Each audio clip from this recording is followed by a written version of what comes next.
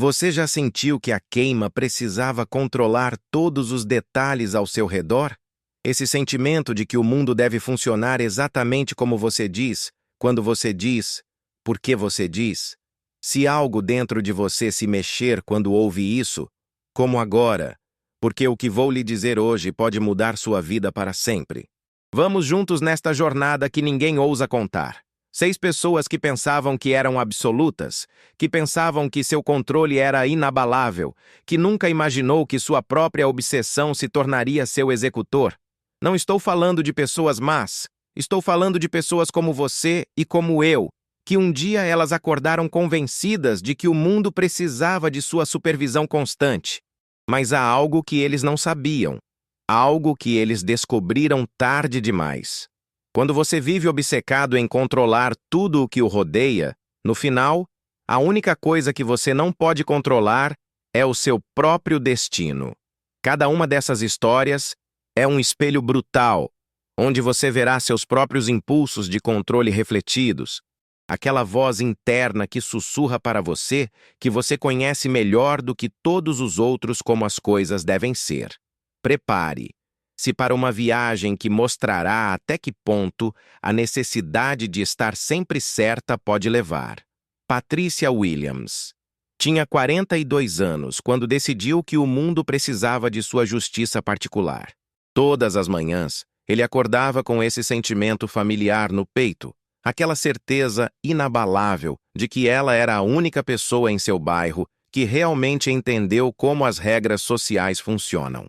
Seu Civic de prata se tornou sua força móvel, equipada com tudo o que é necessário para transmitir justiça, onde outros só viram situações normais.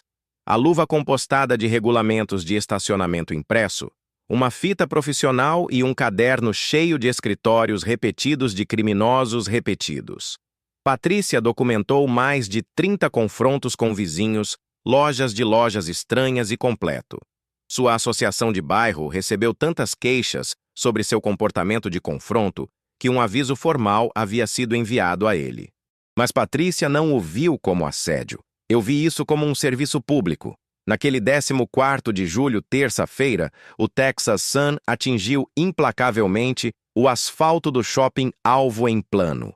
Eles eram 2 da tarde e já fizeram 40 graus Celsius. As ondas de calor dançavam na calçada, enquanto as famílias corriam entre seus veículos e as portas automáticas da loja, procurando o refúgio de ar-condicionado. O cheiro de concreto quente foi misturado com os gases de escape dos carros em marcha lenta. Patrícia ajustou suas lentes de sol grandes enquanto inspecionava o estacionamento como uma tropa geral de verificação. Seu radar interno para a injustiça social detectou imediatamente a anomalia. Um preto e brilhantemente estacionado na diagonal, ocupando 2 espaços principais perto da entrada da loja. Sua pressão arterial disparou enquanto a injustiça calculou mentalmente. Uma única pessoa egoísta ocupando 2 lugares durante o horário de pico, enquanto as famílias completas estavam girando para estacionamento. Ele pegou o telefone e começou a gravar. Sua voz pingou indignação assim que documentava o que planejava seria o seu confronto mais viral até o momento. Ele se posicionou diretamente atrás da motocicleta de 800 quilos, sua câmera capturando todos os detalhes, enquanto pronunciava um monólogo demolido na gravadora de estacionamento e responsabilidade social. O proprietário ausente voltaria para encontrar sua motocicleta posicionada adequadamente, ele declarou, porque alguém precisava ensinar a essas pessoas a desprezar uma lição sobre os padrões da comunidade. Apesar de não ter nenhuma experiência com motocicletas, Patrícia pegou o guidão e tentou empurrar a máquina enorme em direção a um único espaço de estacionamento. O peso da Harley imediatamente o superou. Seu corpo de 60 quilos perdeu o equilíbrio quando a motocicleta se inclinou além de seu controle. A motocicleta caiu nela com força devastadora, seu peso total esmagando o peito e aprisionando os braços sob o metal quente. Patrícia lutou desesperadamente sob o peso esmagador, seu telefone ainda gravando enquanto ofegava em busca de ar que não chegou. A barra protetora do motor pressionou contra a caixa torácica, impedindo que seus pulmões se expandam, enquanto o tubo de escape em chamas queimava a blusa. Suas pernas chutavam freneticamente contra o asfalto, enquanto lutavam para se libertar, mas a posição da motocicleta tornou a fuga impossível. Alguns minutos depois, um funcionário, alvo, descobriu o corpo de Patrícia ainda pego sob a motocicleta. Seu telefone finalmente ficou sem bateria depois de gravar toda a sua agonia. As câmeras de segurança revelaram sua aproximação confiante e cálculo fatal. Enquanto o vídeo final mostra, no momento exato em que seu vigilantismo de estacionamento se tornou letal. O proprietário da motocicleta voltou para encontrar fita policial e paramédicos, completamente inconscientes de que sua escolha de estacionamento havia causado inadvertidamente uma morte. A história de Patrícia tornou-se um aviso viral sobre os perigos de tomar justiça em suas próprias mãos, mas também em algo mais profundo. Um lembrete de que quando você vive convencido de que o mundo precisa de sua correção constante, às vezes você acaba sendo você que precisa ser corrigido por forças maiores que sua própria vontade. Susan Martinez converteu que o ato de jantar foi uma investigação completa. Aos 38, esse avaliador de seguros transformou cada restaurante em seu laboratório de conformidade sanitária pessoal, carregando toalhetes desinfetantes, um termômetro digital e uma lupa para examinar a preparação de alimentos da sua mesa. Sua bolsa continha cópias impressas de regulamentos do Departamento de Saúde e Apresentação que a identificaram como um defensor preocupado. Susan havia sido proibida em 4 restaurantes nos últimos 6 meses por comportamento disruptivo, incluindo escalar o balcão de um Applebee para inspecionar sua máquina de gelo e exigir ver temperaturas de armazenamento de alimentos no Denny's. Ele manteve uma planilha detalhada de violações e havia apresentado 17 queixas ao Departamento de Saúde, embora nenhuma tivesse resultado em citações. Eu vi isso não como uma obsessão, mas como um serviço público. Naquela noite de 22 de março, em Olive Garden de Fresno, Califórnia, o pico da hora do jantar estava em pleno andamento. Os garçons se moviam entre as mesas que carregavam pratos de macarrão fumegante e palitos de pão, enquanto os sons de talheres e conversas encheram a sala de jantar com 200 assentos. A cozinha operava com eficiência máxima, com os chefes coordenando seus movimentos na dança coreografada do serviço de alimentação profissional. Susan sentou-se à mesa 47, seu caderno aberto e caneta prontos, enquanto documentou cada violação percebida dos códigos de saúde e padrões de serviço. Sua visita ao Olive Garden fazia parte de sua campanha sistemática para limpar a indústria de restaurantes de Fresno. Quando Susan observou que um garçom tocou brevemente à beira de um prato enquanto servia salada, ele imediatamente exigiu falar com o gerente. Sua voz subiu por toda a sala de jantar, enquanto acusava a equipe de violações flagrantes dos códigos de saúde e ameaçou fechar o restaurante com um único telefonema. O gerente, treinado em técnicas descoláveis, explicou educadamente seus procedimentos de saúde enquanto oferece compensação por sua comida. As demandas de Susan subiram quando ele insistiu em conduzir sua própria inspeção na cozinha, alegando que ele tinha autoridade como contribuinte para garantir a segurança pública. Quando o gerente se recusou a permitir a entrada na área restrita da cozinha, Susan anunciou que encontraria sua própria maneira de entrar para coletar evidências das violações que certamente existiam. Durante uma mudança de turno, Susan deslizou pela entrada de funcionários para a movimentada cozinha. A câmera do telefone, pronta para documentar o que ele esperava, seria impressionante violações de saúde. Ele subiu um balcão de preparação de aço inoxidável para fotografar o que acreditava serem violações do código no sistema de ventilação do teto. Enquanto se estendia para obter um ângulo melhor da câmera, seus sapatos deslizaram na superfície recém-higienizada e perderam o equilíbrio, caindo do balcão. Ele usava o ar e pousou o rosto em uma fritadeira industrial profunda, que foi deixada aberta durante uma troca de filtro de óleo de rotina.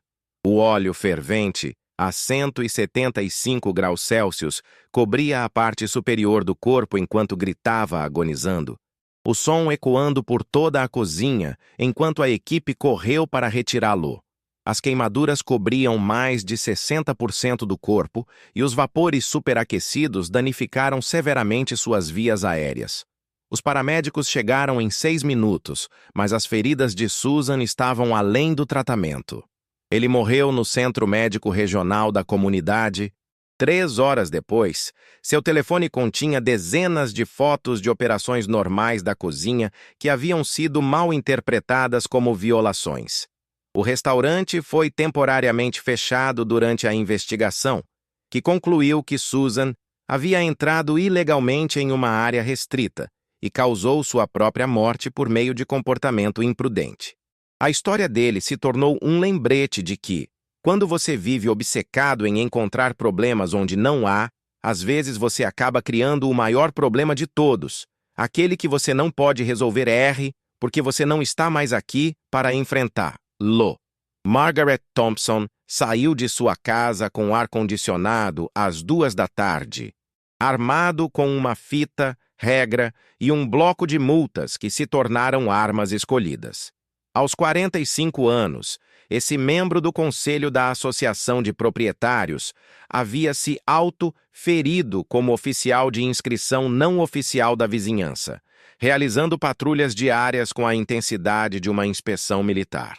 Sua garagem continha filtros de documentação de violação, fotografias de infrações e um mapa detalhado marcando cada propriedade que uma vez violou os padrões da associação. O sol de Phoenix queimou implacável a 40 graus, cis, enquanto as ondas de calor subiam da grama perfeitamente cuidadosa da subdivisão do sol. As casas, no estilo espanhol do bairro exclusivo, estavam atrás do paisagismo intocado, seus telhados de azulejos vermelhos refletindo o calor brutal do Arizona, enquanto os sistemas de polvilhantes automáticos trabalhavam horas extras para manter padrões estéticos rígidos da associação. O cheiro de concreto quente e poeira do deserto pendurou no ar imóvel. Margaret estava brigando com seu vizinho Jim Rodrigues por 8 meses para a manutenção de sua grama, emitindo 17 avisos de estupro de grama, que excederam a altura máxima permitida pela associação de 7,5 centímetros.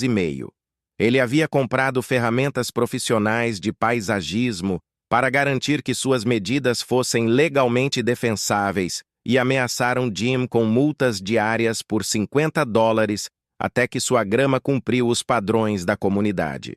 Sua obsessão com a altura da grama consumiu sua vida, levando à insônia noites de planejamento de estratégias de aplicativos.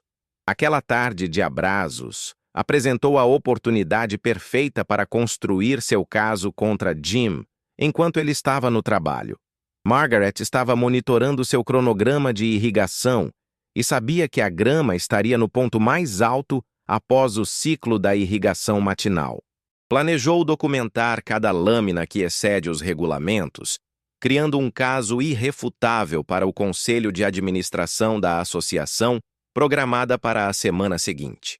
Margaret passou mais de 90 minutos sob o sol escaldante, medindo as baleias individuais de grama com seu domínio enquanto a temperatura subia além de 40 graus. Seu foco na documentação era tão intenso que ele ignorou os sinais de alerta de seu corpo.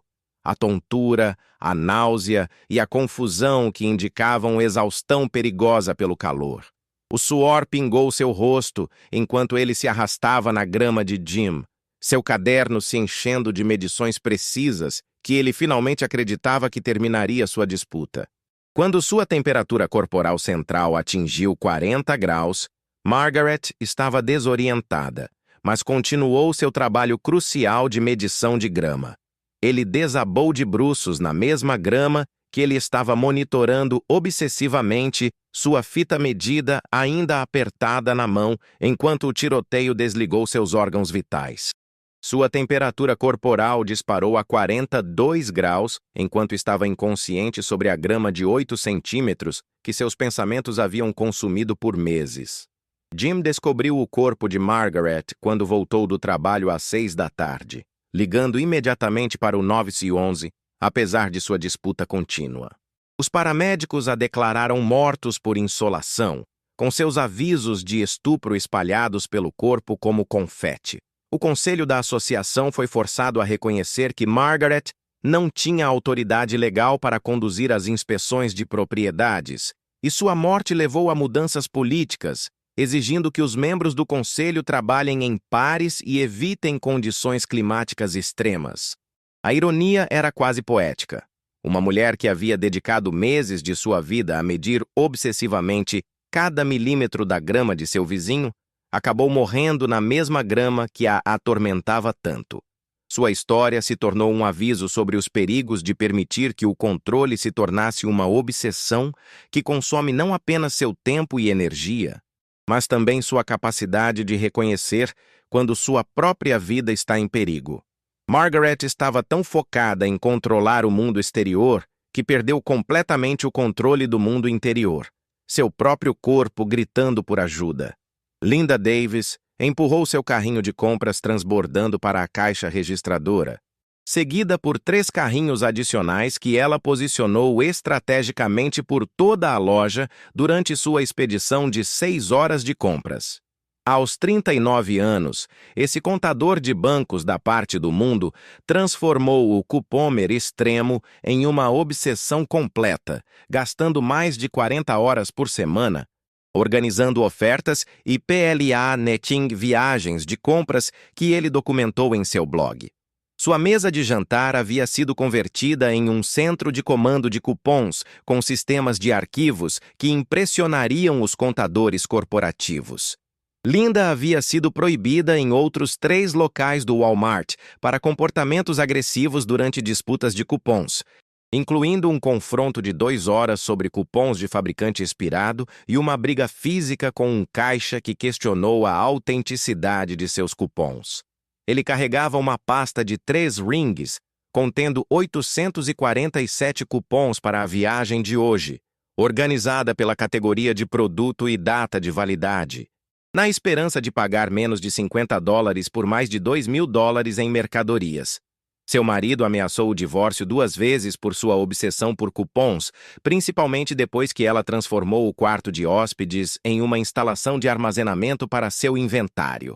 Os seguidores do blog de Linda adoravam sua capacidade de tirar sarro do sistema, mas os funcionários da loja em Jacksonville começaram a compartilhar sua foto em banheiros, alertando-se sobre a mulher que converteu transações simples em testes de resistência. Sua estratégia de compras envolveu a compra de itens em massa, quando os cupons ofereceram as melhores ofertas, e depois armazenar produtos em sua garagem até que eles pudessem usá-los ou revender-los online. Os vizinhos de Linda reclamaram de caminhões de entrega que chegavam constantemente em sua casa e sua associação de proprietários o citou para operar um negócio desde a sua residência. Mas para Linda, isso não era um negócio. Era uma guerra econômica e ela era a Suprema General. O processo de pagamento começou nas 4:30 da tarde e imediatamente se tornou caos quando Linda apresentou cupom após cupom enquanto discutia as políticas da loja com caixas eletrônicos cada vez mais frustrados. 3 gerentes foram chamados para resolver disputas sobre cupons expirados, ofertas fraudulentas de fabricantes e limites de quantidade que Linda insistiu não se aplicava a ele. A fila atrás dela cresceu para mais de 20 clientes, enquanto sua transação consumia 2 horas completas. A voz de Linda se tornou mais estridente a cada cupom rejeitado, seu rosto se tornando carmesim enquanto citou um número de políticas corporativas e ameaçava ações legais contra funcionários individuais. Quando o gerente da loja informou Linda que 247 de seus cupons expiravam ou fraudulentos, ela explodiu em uma raiva que podia ser ouvida em toda a frente da loja. Ele exigiu falar com o gerente distrital e se curvar agressivamente ao balcão de atendimento ao cliente, gritando com políticas corporativas e ameaçando processar a loja de discriminação. Sua pasta de 3 rings se abriu, espalhando centenas de cupons cuidadosamente organizados pelo chão, enquanto escalava uma pequena plataforma atrás do balcão para ter uma melhor visão da situação. Linda perdeu o equilíbrio na superfície molhada. Ela entrou em panfletos promocionais espalhados por toda a plataforma e caiu de volta, batendo a cabeça no piso de concreto com uma rachadura nauseante que silenciou toda a área de caixa registradora. Seu crânio fraturou o impacto, causando hemorragia cerebral maciça, enquanto seus cupons cuidadosamente organizados se espalham no chão como confetes. Ele perdeu a consciência imediatamente, seu corpo convulsionando enquanto os clientes gritavam e os funcionários ligavam para o 911. Os atendentes de emergência encontraram fofos cercados por centenas de cupons, muitos dos quais os investigadores determinaram mais tarde foram falsas falsificações. Ele morreu no Memorial Hospital por suas feridas cranianas, com a polícia descobrindo mais de $50 mil em cupons fraudulentos em sua posse. O Walmart implementou novas políticas limitando quantidades de cupons e exigindo identificação para grandes transações de cupons, enquanto a morte de Linda se tornou um estudo de caso em programas de treinamento sobre fraude de varejo. Sua obsessão em controlar cada centavo que ela gastou a levou a perder o controle do mais valioso que ela tinha, sua própria vida. Jennifer Clark se posicionou estrategicamente perto do balcão da coleção. Seu telefone já transmitiu seus 200 seguidores ao vivo, enquanto se preparava para o que ele esperava seria seu confronto mais viral até o momento. Aos 35 anos, esse gerente de mídia social havia construído sua presença online, publicando vídeos diários de si mesma, expondo o mau atendimento ao cliente e confrontando os trabalhadores que não cumpriram seus padrões.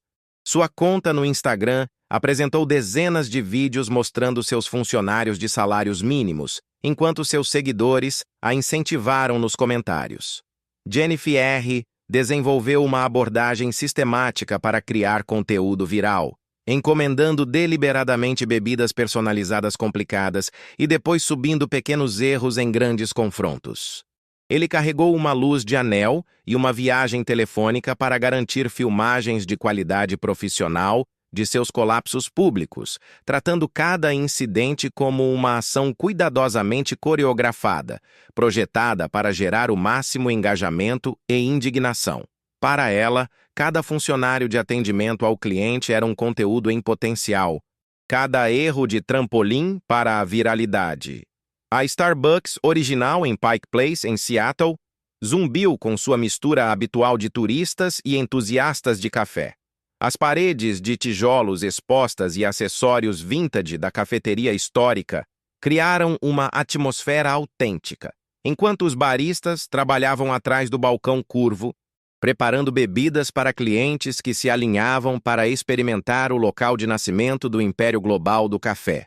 A multidão da tarde incluía profissionais de negócios, estudantes e influenciadores de mídia social que documentam sua experiência em Seattle para seus seguidores.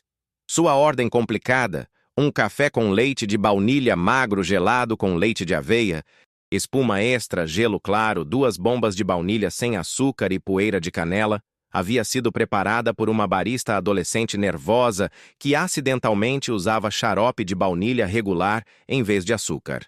Jennifer viu isso como a oportunidade perfeita para criar conteúdo que teria em várias plataformas enquanto destruiu simultaneamente a confiança do jovem funcionário.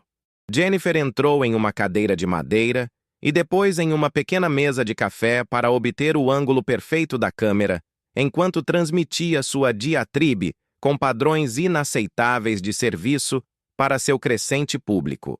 Seus seguidores inundaram a conversa com emojis de fogo e encontraram gesticulando descontroladamente, apontando para o barista aterrorizado enquanto pronunciava um monólogo demolido na ética do trabalho milenar e fracassos no atendimento ao cliente. Para Jennifer, esse momento representou tudo pelo que ele havia funcionado: engajamento máximo, indignação justificada e conteúdo premium. A antiga mesa de café, projetada para xícaras de café, em vez de apoiar um adulto de 60 quilos, começou a cambalear sob os movimentos animados de Jennifer. Ela estava tão focada em seu desempenho e no feedback positivo de seu público de transmissão ao vivo que ignorou os sons dos rios e a superfície instável sob seus pés. A adrenalina da viralidade iminente havia escavado completamente seu julgamento sobre segurança física. A mesa entrou em colapso de repente, enviando Jennifer contra a antiga vitrine de vidro para bolos. O impacto destruiu o vidro velho em grandes fragmentos, um dos quais foi profundamente pregado no pescoço e cortou sua artéria carótida. O sangue pulverizou o piso de azulejo branco enquanto seu telefone continuava transmitindo ao vivo, centenas de seguidores assistindo ao choque enquanto seus momentos finais foram desenvolvidos em tempo real. O barista do adolescente que havia sido humilhado gritou e concorreu por ajuda enquanto os clientes ligavam para o 911. Os paramédicos chegaram em 4 minutos, mas não conseguiram controlar o sangramento arterial causado pelos fragmentos de vidro embutidos no pescoço de Jennifer. Sua transmissão ao vivo capturou seus últimos suspiros enquanto morreu no chão da Starbucks, cercado por vidro quebrado e café derramado. A morte de Jennifer se tornou viral por todas as razões erradas, tornando-se um aviso sobre a obsessão pelas redes sociais e os perigos de tratar pessoas reais como conteúdo para entretenimento online. A barista adolescente renunciou ao seu trabalho e exigiu meses de aconselhamento após testemunhar a morte traumática, enquanto a Starbucks implementou novas políticas de comportamento do cliente e instalou barreiras de segurança em todas as exibições de exposições. Sua busca obsessiva por conteúdo viral a levou ao conteúdo mais viral de todas, sua própria transmissão de morte ao vivo para o mundo. Carol Johnson empurrou uma caixa enorme, contendo uma TV LED de 65 centímetros para o balcão de retorno, seu rosto fixo na expressão determinada que os funcionários da Best Buy haviam aprendido a temer. Aos 44, esse gerente de varejo ironicamente se tornou o cliente mais notável da loja, explorando políticas de retorno com a precisão de um acadêmico legal e a persistência de uma cobertura de dívida. Seu escritório em casa continha planilhas detalhadas de rastreando períodos de retorno, termos de garantia e informações de contato para cada varejista importante em Atlanta. Carol estava retornando o mesmo modelo de televisão para a melhor compra a cada poucos meses por mais de 2 anos, reivindicando vários defeitos para garantir reembolsos completos antes de comprar unidades de substituição idênticas. Os funcionários da loja reconheceram seu esquema elaborado, mas foram obrigados a processar retornos que tecnicamente atendiam aos requisitos de política. Apesar de suas suspeitas sobre suas atividades fraudulentas, seu empregador custou à loja Miles em taxas de reabastecimento e cancelamento de mercadorias danificadas. Ele havia aperfeiçoado seu desempenho durante dezenas de retornos, memorizando o idioma da política corporativa e praticando sua rotina indignada de clientes em frente ao banheiro. Os vizinhos de Carol suspeitaram de caminhões de entrega constantes chegando em sua casa, seguidos de suas viagens misteriosas a várias lojas eletrônicas com caixas idênticas. Para Carol, não se tratava apenas de dinheiro. Era sobre demonstrar que ele poderia tirar sarro de qualquer sistema, controlar qualquer situação, obter qualquer confronto. O gerente eletrônico, familiarizado com a história de Carol, solicitou documentação adicional para o seu 6º retorno da TV do ano. A voz de Carol subiu a um volume que atraiu atenção em todo o departamento de eletrônico, enquanto acusado de equipe de discriminação e ameaçou publicar críticas negativas para todas as plataformas de mídia social e sites de revisão. Seu rosto corou vermelho enquanto ele pegava o telefone, mexendo, o ameaçadoramente enquanto recitava números de políticas corporativas que haviam sido memorizadas especificamente para esses confrontos. Carol pegou a caixa de TV de 30 quilos para demonstrar os defeitos óbvios que ele alegou que havia aparecido, arrastando o pacote pesado no balcão do balcão. Fed pelo ira, ele tentou levantar a extremidade frontal da caixa alta o suficiente para mostrar os danos ao gerente. Seus braços tremem violentamente sob peso, o papelão flexionando enquanto luta para manter o aperto. Metade de sua diatribe, suas mãos suadas escorregaram. A caixa de 30 quilos se virou para o balcão, atingindo seu ombro e forçando-a violentamente a sair de equilíbrio. Carol tropeçou para trás e perdeu o equilíbrio no chão de ladrilhos, caindo com força e batendo na parte de trás da cabeça. O impacto combinado da caixa e sua queda causaram uma rachadura forte e nauseante que ressoou em todo o departamento de eletrônico.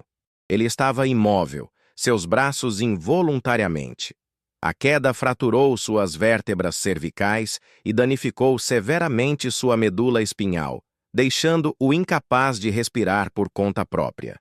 Os funcionários correram para levantar a caixa e ligaram para o 911, mas Carol entrou na prisão cardíaca minutos depois e foi declarada morta logo após a chegada dos paramédicos. A investigação revelou seu extenso esquema de fraude retornando, com registros mostrando que ele havia retornado ilegalmente mais de $30 mil em mercadorias por várias lojas usando alegações de defeitos manufaturados. A Best Buy implementou novos sistemas de retorno e políticas para evitar esquemas de fraude semelhantes, enquanto a morte de Carol foi declarada acidental, apesar de suas atividades criminosas. O incidente tornou-se um caso de treinamento para os trabalhadores do varejo sobre a importância de políticas de retorno contínuas, mantendo os protocolos de segurança. Sua herança enfrentou acusações criminais pelo esquema de devoluções fraudulentas que consumiram seus últimos anos. A ironia foi devastadora. Uma mulher que passou anos aperfeiçoando a arte de controlar as políticas de retorno para seu benefício pessoal, morreu quando finalmente perdeu o controle da situação mais básica de todas, seu próprio equilíbrio físico. Sua obsessão por manipular o sistema a levou ao único resultado de que ela não poderia manipular, controlar ou retornar: sua própria morte. 6 vidas que saíram para o mal. Mas por causa dessa cegada precisam controlar todos os detalhes do mundo que os cercavam. Patrícia, sob a motocicleta que ela queria se mudar, Susan no óleo fervente que procurava inspecionar, Margaret sobre a grama que media obsessivamente, fofa entre os cupons que organizavam fraudulentamente, Jennifer cortou o vidro enquanto procurava conteúdo viral, esmagado pela televisão que tentava devolvida fraudulenta. Você vê o padrão? Cada um morreu exatamente pelo que tentou controlar. Há um bisturi invisível que corta para dentro quando você vive obcecado por estar sempre certo. Você ri lentamente até perder a capacidade de ver o perigo real. Sua própria necessidade de controle se tornando contra você. Essas 6 pessoas não eram monstros. Eram espelhos de nossos próprios impulsos mais sombrios. Essa voz que sussurra para você, que você conhece melhor do que todos os outros, que o mundo precisa da sua supervisão constante. Mas aqui está, para a verdade brutal que ninguém quer enfrentar. Quem não aprende a liberar o controle, paga o preço com sua própria vida. O universo tem sua própria justiça e sempre cobra o que é devido. Se essa história removeu algo por dentro, se você reconheceu mesmo que seja uma sombra de si mesmo nessas histórias, comenta a senha. Eu libero o que não posso controlar. Vejo você no próximo vídeo, onde exploraremos algo ainda mais perturbador sobre a natureza humana. Não saia, porque o que vem a seguir mudará para sempre como você vê o mundo que você pensou saber.